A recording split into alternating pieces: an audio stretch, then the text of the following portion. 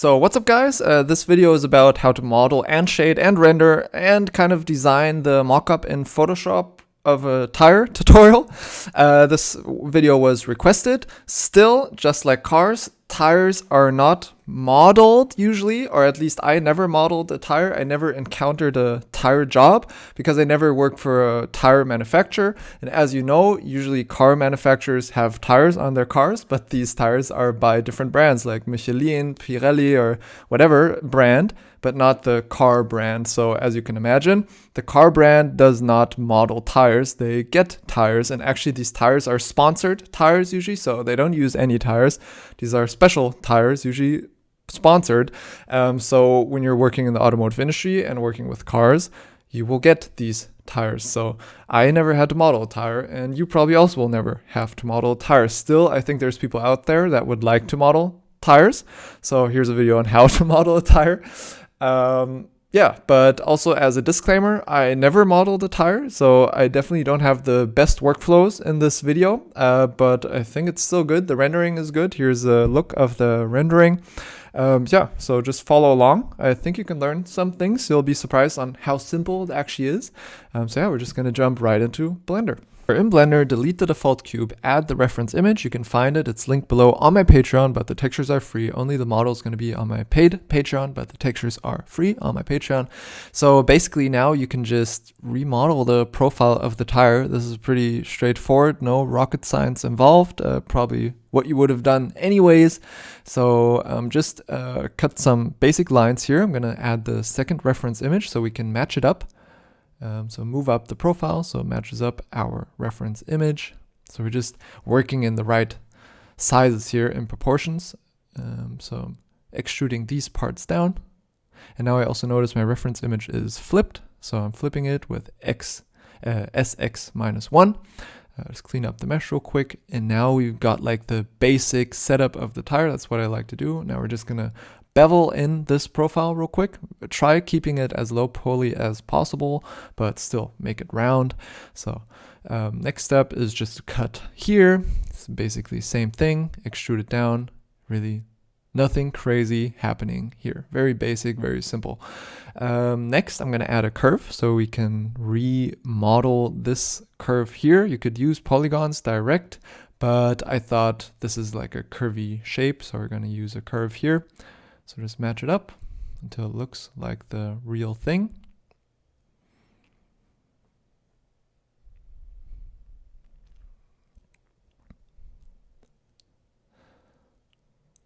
So convert it to mesh, so it's easier to bool. Now I filled up the faces. Now we're just going to extrude it. We're going to bool it into our mesh or model or whatever you want to call it in our tire.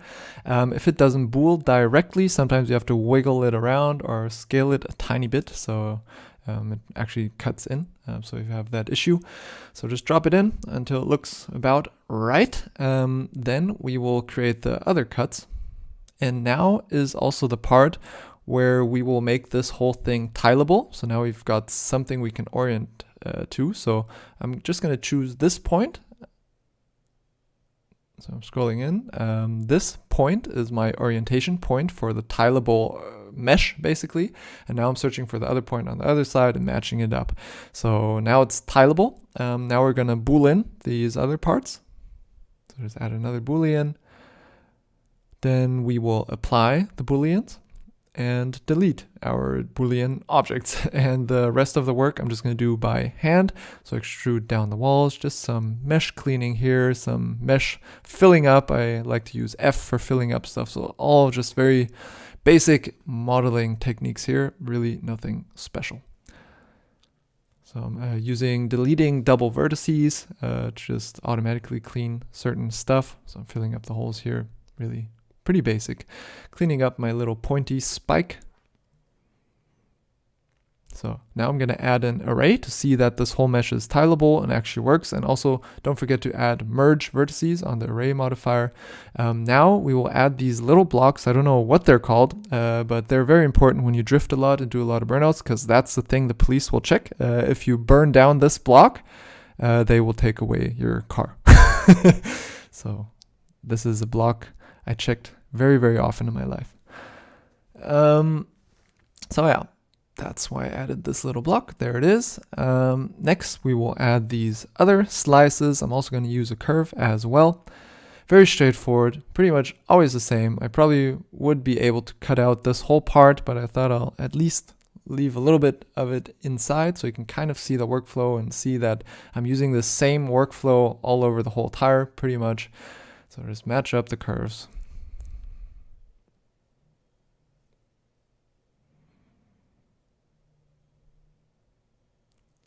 So once it matches up, just convert it to a mesh once again.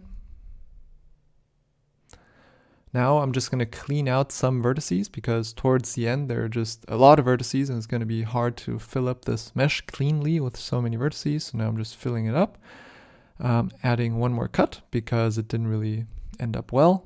So here it is. So now it ends in quads, worked well, just like that. Now we're going to extrude it up and basically we're going to bool it in just like the other parts. All very straightforward. Like you probably already knew how it's done. I bet till now you probably didn't learn much, but that's at least how I do it. So once pulled in, here I'm just going to use an array modifier to add more of these things, or chops, or cuts, or stamps, or whatever, or threads, I guess you could call them, matching it up so it fits. Yep, fits. And it's arrayable. Everything is matching up well. So now I added this other cut real quick. I skipped through this part. I'm booleaning it in just as the others, all the same stuff. Applying the bool, deleting it. So here I actually just extruded it in because this cut is so simple. I didn't think I will need a boolean for this, so I'm just doing super classic pulley modeling here to chop this in, merging the vertices so I don't have any double vertices. The workflow I'm using encounters a lot of double vertices. That's why I clean the vertices up quite often. So now I'm just going to extrude this down. I'm just going to fill it up. Here you see it's not matching up. So I'm just going to dissolve one of the edges. Now it matches up. Add a cut. I'm going to use the 3D cursor to bring the cut to the right position with SZ0. Merge the verts, fill it up. And that's pretty much how you just move along and finish up this whole tire. A little bit annoying, but that's how it can be done. Now I'm adding a curve and making the tire round with the curve modifier. So just scale up the curve for now. Don't forget to also add merge vertices on the curve modifier so it merges up. If the profile is flipped, you can flip it on the twist method as seen 1 second ago. I still got some more holes to fill.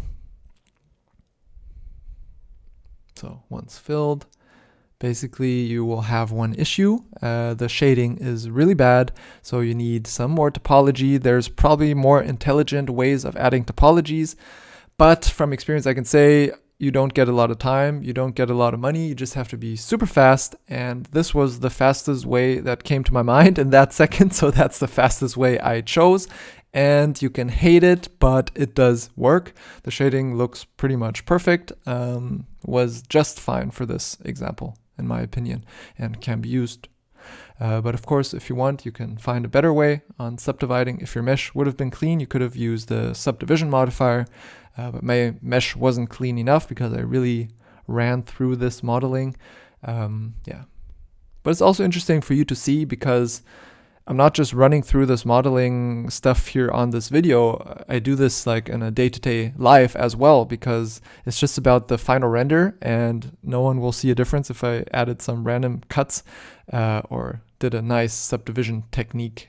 So yeah, it depends on who you want to impress, other Blender guys or the client, and the client just wants to see a render. So I added the side profile reference image here so we can match up the size. I'm just going to scale up the profile a little bit. As mentioned before, don't forget to have the merge vertices and the array modifier on so it actually snaps together. So now we will go to the, I guess, front view. I don't know if this is the front view of a tire, but like the inside view. Once again, use a curve to model this profile of the tire. Very straightforward, as usual. Once again, no rocket science. Here, keep in mind, you have to draw over this hole or thread in the tire. Don't add it to your curve here because you already added it in the main mesh. So this is just for the deformation. So we're going to use another curve modifier in a second here. Mirrored it over, so looks just fine. create one curve out of it. Use the curve modifier once again on top. You have to move stuff around, center stuff. I kind of skipped through this part, but you'll figure it out. So now I'm just extruding out this part. So it looks pretty bad here because it's shooting over the curve. So I'm just gonna match it up. Just a lot of tweaking.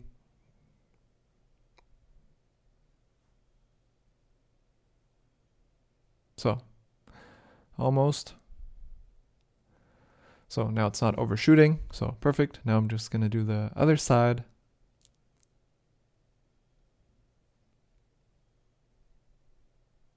So now I'm just moving the whole profile a little bit until it fits well onto the curve. Looks good.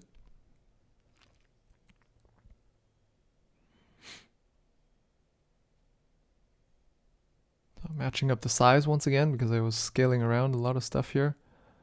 So now I just tweak the little things, fix the little things. It's a lot of tweaking. Now I'm applying everything. And the rest of these steps are going to be classic polygon modeling. Once again, before you apply stuff, always save. As you can see on the top, my great naming of untitled1 tells you that I created a second file myself. So always create a second file before you start applying stuff. And also in this workflow, if you watch the full video, you're going to realize you didn't really have to apply ever, but usually it's just quicker if you just apply it. You probably could have done this with curves and stuff, but for me applying was just faster. So I added the car here just as a size reference because I know this car has real world sizes here, like in actual meters. So I'm just gonna match up the tire by eye. I could have probably got real world sizes for tires, but my tire is just a fictional tire. So there is no real world size for this tire. So I'm just doing it by eye. Also keep in mind how I'm matching up this car on the front axle. So real production cars, from my experience, are always matched up on the front axle. That's just like an industry standard of dealing with cars in general. Just a little fun fact on the side. So just matching up the tire. Looks good.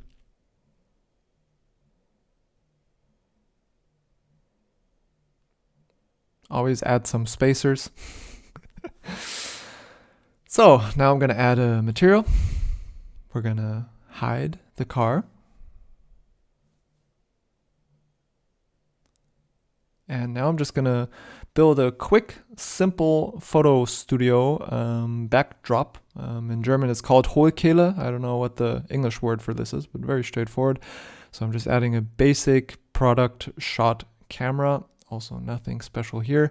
One thing to keep in mind, you'll notice I will not tilt this camera. I will shift the camera, always shift, never tilt a camera on product shots.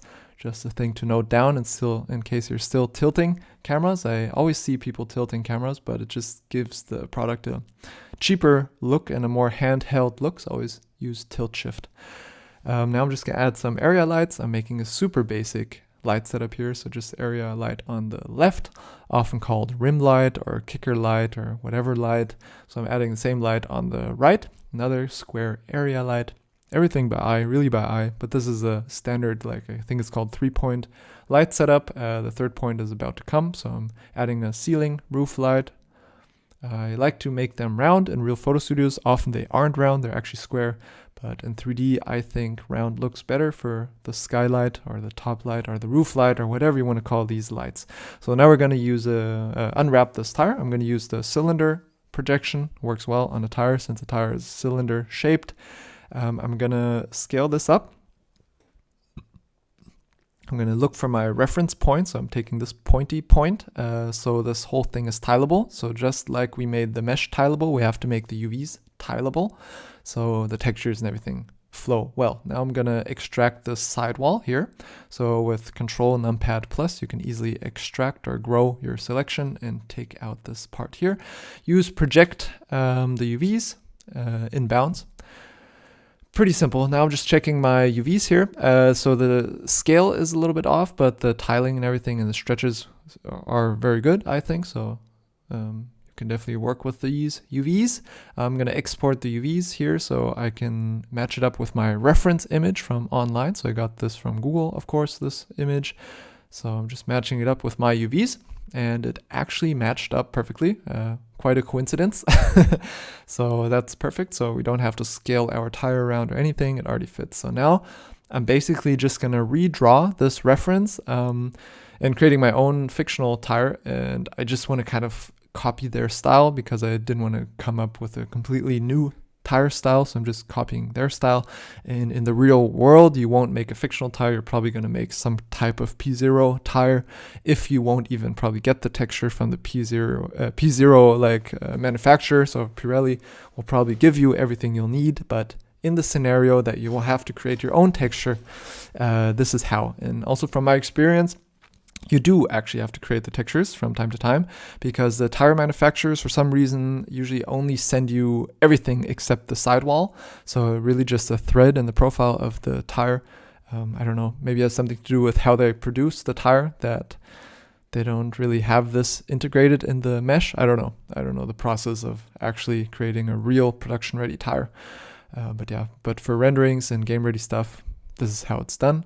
Here I added my Mustang GT license plate, the BOE666, and I'm adding Badger in a weird number letter code because I thought it looked cool. I added made in Germany on the bottom left. I'm adding some lines here, so just a random tire. I just thought it was cool somehow to have like a Badger tire. So I needed a lot of little text, so I added some beautiful comments here and there on the tire. And I also really like this one. You're still wrong. I think this is my favorite comment of all time on my YouTube channel. I think it deserves the most liked comment, actually. Would be funny. I thought it was so funny when I read it. So I'm just adding some more lines here. I'm exporting it. By the way, I'm using a vector program here, Affinity Designer. I didn't mention that. You probably noticed by now. You can use Illustrator. You can use, what's this free one? I forgot, Inkscape. Doesn't really matter. Just use any vector program. It's easier than Photoshop or Paint. So yeah, that's why I'm using Affinity Designer. I like their price model. So yeah, now we can extract the red color, create a mask, make it black, and the opposite white.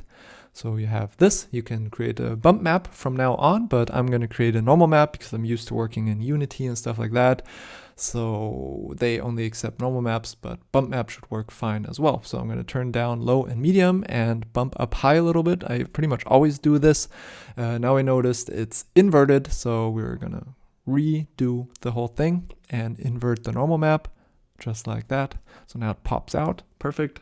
Now we're going to save this. This is going to be our sidewall normal map.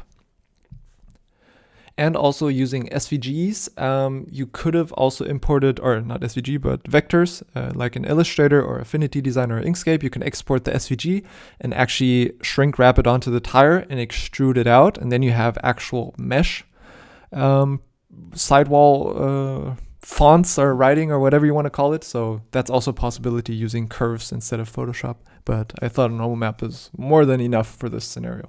So as you can see, I'm just hooking it up. Also, you saw that I separated the sidewall from the main tire thread. And also I can tell you, like on real production ready tires, these two parts are always separated. I'm not sure why.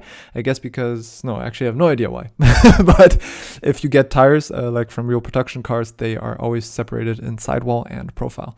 So now I'm gonna create a baked map. So I just baked out the ambient occlusion of the profile here, so we can use it as a mask for like a dust overlay on the tire. So you're gonna understand in a second. You see I've got some artifacts in the bake, but that's absolutely no problem here. Once again, clients are usually in your back. There's not much time, so I, like in this scenario, just think it's faster to just Photoshop the artifacts out instead of taking out the blocks and then rebaking. You could do that, but I already baked it. So this was the fastest way. So now I've got a nice mask for the profile, and this mask we can use to basically separate where dirt goes and where dirt doesn't go. It just looks a little bit more realistic, and it's just a very simple way of dealing with that. Now I'm adding a second mask so we don't have a hard cut. You'll see in a second, towards the sidewall. So yeah, it's a bit hard to explain. You'll see in a second. So now we will add our mask 1, or A. This is going to be our mask that will separate dirt and non-dirt, and this will be our main mask that basically just blends into the sidewall. Yeah, so now we're going to add noise. This is going to be our dirt. So I'm just making very basic dirt here. You could probably use actual dirt, like a photo of dirt, but I'm just using a quick noise. It looks cleaner in a way, even though it's dirty, ironically. So we're going to use a mix shader. We're going to have another principle, one for dirt, one for tire. We're going to use our mask to separate the two. So as you can see, it's still inverted. So flop it around. We're going to make the rubber black, and we will add a curve modifier in between so we can actually control this mask a little bit better. So now you can see what I'm talking about the whole time. This is basically just the blend between sidewall and profile. And yeah, so I'm just tweaking around. Now I'm going to mix in our second mask. So inside the thread, there's no dirt. So it's kind of like the tire rolled through a photo studio. So there's not actually dirt from outside. It's really just when the car rolls into the photo studio. This is usually how the tires look like. And often this look is wanted. Like dirt is always a no-go on cars, but this type of dirt is actually added quite often on renderings because it just looks way more realistic. And it's also unavoidable when these cars roll into a photo studio, and 3D pretty much is imitating that. So that's why I often add this slight dust on the tire to give it a bit more realistic look. You could also drive the fully new way and add like the blue and red stripes on the rubber, in case you know what I'm talking about, but in renderings that's very unusual. Usually it's really not a used tire, but at least a rolled in tire. So yeah. So I'm just using a lot of curve modifiers here to tweak the shading, the masks, so it just fits up. It's just a lot of tweaking. Like I don't even really know what to explain here. I'm adding a bump map as well. So in the dust layer, there's just a slight bump, so it just looks a little bit more realistic. But like these things are all pretty obvious, I think. So yeah, pretty straightforward. So now I'm actually flopping out the curve with a color ramp, but it's basically just the same thing. It's just easier to clip out completely because there was still a slight, it wasn't smooth. So now I'm adding a noise texture for the roughness on the sidewall. Also using a curve modifier once again. You probably slowly get what my workflow is by now. Now I'm also going to add a RGB mix node so we can actually control the contrast. There's a lot of ways of controlling contrast here, but I like to use the mix RGB. And with the curve, we can kind of override the roughness a little bit. So just bump it up or bump it down, whatever looks good to you. I'm going to group it up so we have the same roughness settings in our tire profile, so we don't have to do things twice. And if we change one, it automatically changes the other. Otherwise, you have separate roughness on sidewall and profile, which wouldn't be good. So make a group with Control G, and yeah, it's globalized. So now I'm just changing the light. I thought like a dark room fits a bit better to a tire. I actually never in my life modeled a tire and never in my life rendered a tire. This is actually the first time. So I'm just really tweaking around, just trying to be creative here. Yeah.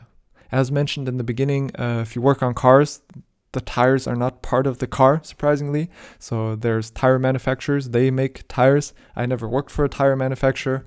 They send me the tires. So that's why I never encountered a tire modeling job ever. I always get the tires. What sometimes happens, so here you see I'm adding a lattice modifier to give the tire a little bit of squish. So depending on the tire manufacturer, some send you the tire with the squish in it already, and some don't. And actually it's always annoying when the squish is already in the tire because you can't animate the car, you can't roll the tire because the squish is hard baked into the mesh. But yeah, in case you've got a round tire and need some squish, just use the lattice modifier. Now I'm just spinning around the Mustang logo, or the whole rim basically, so the Mustang logo is straight. Now I'm adding a gradient to the backdrop, just so the front is smooth and the back is rough. Just looks better in the rendering. You could also mask this out in Photoshop, but I just thought it's easier and quicker to do everything in Blender.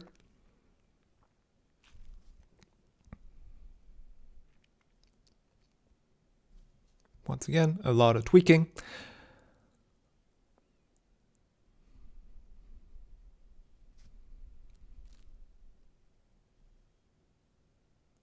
So I rendered it out. I'm in Photoshop now.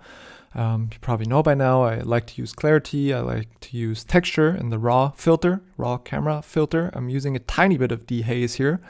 Yeah, really nothing crazy, mainly just adding contrast. Now I'm growing up our canvas. So everything now is basically the mock-up stage.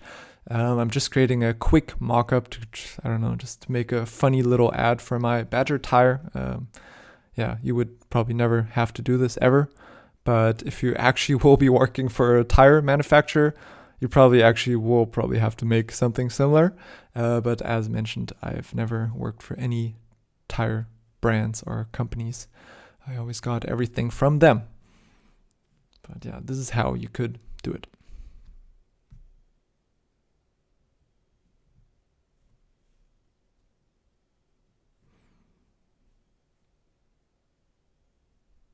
So just save it out. By the way, that's blind text on the bottom. In case you don't know, it's called blind text. That's what you use as a spacer basically for text, like a placeholder.